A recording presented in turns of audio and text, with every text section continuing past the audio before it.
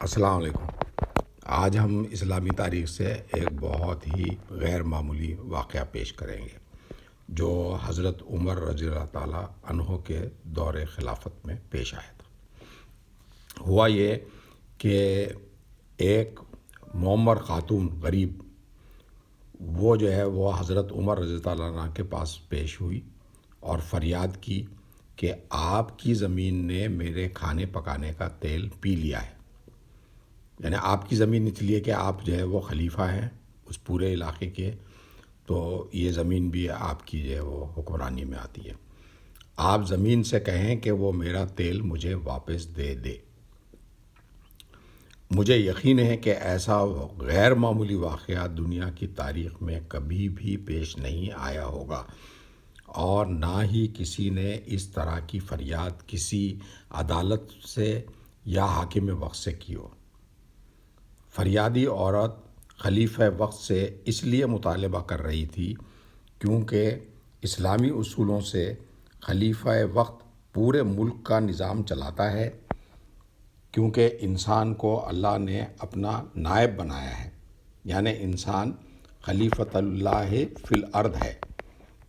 اور اس کی خلافت میں کسی بھی شہری کی شکایت سننا اور انصاف دینا اس کی ذمہ داری ہوتی ہے۔ یہی وجہ تھی کہ حضرت عمر رضی اللہ تعالیٰ عنہ بھیس بدل کر راتوں کو خود گشت کرتے تھے تاکہ رعایا کا حال معلوم کر سکیں۔ میں نے اس سے پہلے بھی حضرت عمر رضی اللہ تعالیٰ عنہ سے متعلق ایک واقعے کی کلپ اپنے چینل پر ڈالی ہے جس کا عنوان ہے حضرت عمر رضی اللہ تعالیٰ عنہ کا ایک معمر عورت سے معاہدہ۔ میں اس کلپ میں اس کا لنک بھی ڈال رہا ہوں، تو آپ ضرور اس کو دیکھیے۔ آپ سب کے تو علم میں ہے ہی کہ حضرت عمر رضی اللہ تعالی عنہ خلیفہ وقت تھے۔ آپ مسلمانوں کے دوسرے خلیفہ تھے۔ پہلے خلیفہ تو حضرت ابو بکر صدیق رضی اللہ تعالی عنہ تھے۔ نبی پاک صلی اللہ علیہ وسلم کی خواہش تھی کہ اس دور کے دو بہت با اثر شخصیات میں سے کوئی ایک اگر مسلمان ہو جائے تو اسلام کے لیے بہت مددگار ثابت ہوگا۔ چنانچہ آپ صلی اللہ علیہ وسلم کی دعا کا نتیجہ تھا کہ حضرت عمر رضی اللہ تعالی عنہ نے اسلام قبول کر لیا۔ آپ رضی اللہ تعالی عنہ کی خلافت کا نظم و ضبط غیر مسلموں نے بھی اپنایا،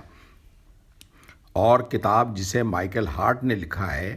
اس میں دنیا کی 100 با اثر شخصیات کا ذکر ہے جنہوں نے انسانیت پر ایک گہرا اثر کیا ہے۔ اس کتاب کا نام دا 100 ہے، اور اس کتاب میں مصنف نے انسانیت کی اب تک 100 با اثر شخصیات میں حضرت عمر رضی اللہ تعالی عنہ کو بھی شامل کیا ہے۔ حضرت عمر رضی اللہ تعالی عنہ کے دور میں مسلمانوں نے بے شمار فتوحات کیں، جس میں اس وقت کے دور کی 2 سپر پاورز یعنی رومن امپائر اور پرشین امپائر کو فتح کیا۔ یہ ایسے ہے جیسے پاکستان، امریکہ اور روس جو اس وقت کی سپر پاورز ہیں، ان کو پاکستان فتح کر لے۔ تو یہ آپ حضرت عمر رضی اللہ عنہ کے دور میں یہ ہوا۔ آپ کے دور میں 22 لاکھ مربع میل کا رقبہ اسلامی حکومت میں شامل ہوا۔ اب یہ ممالک ہیں، آج بھی بیشتر علاقہ مسلمانوں کے پاس ہے۔ اس مختصر تعارف کے بعد اب ہم اس واقعے کی طرف آتے ہیں جو اس آڈیو کلپ سے متعلق ہے۔ چنانچہ وہ غریب اور بوڑھی عورت نے حضرت عمر رضی اللہ تعالی عنہ سے رو رو کر فریاد کی کہ میں بازار سے کھانا پکانے کا تیل لے کر جا رہی تھی اور مجھ سے یہ تیل زمین پر گر گیا۔ ہوتا ہے ایسے کہ آدمی جب جا رہا ہوتا ہے تو وہ کسی چیز سے ٹکرا گیا، بے خیالی میں کچھ ہو گیا، کسی چیز سے وہ لگ گیا اور وہ وہ گر گیا،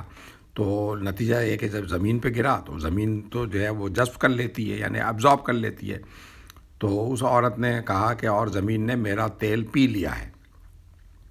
میرے پاس اب پیسے نہیں ہیں کہ میں اور تیل بازار سے خرید سکوں، لہٰذا میں اپنے اور اپنے بچوں کو کھانا پکا کر نہیں کھلا سکتی ہوں۔ آپ خلیفہ وقت ہیں اور اللہ نے آپ کو زمین پر اپنا نائب بنایا ہے، لہٰذا آپ کی خلافت کے تمام علاقوں میں آپ ہی کی ذمہ داری ہے اور آپ ہی رعایا کو جواب دینے کے ذمہ دار ہیں،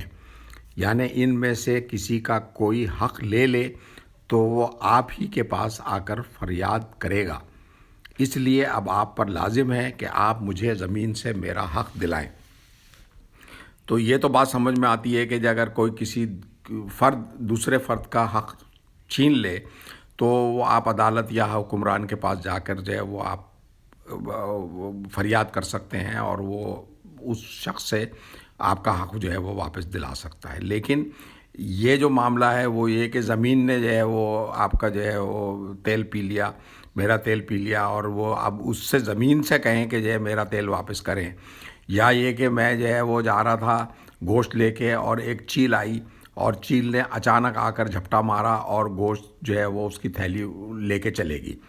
اب آپ چیل سے کہیں کہ میرا جو ہے وہ گوشت واپس کریں۔ یہ معاملہ ایسا ہے کہ یہ انسان کے اختیار سے باہر ہے،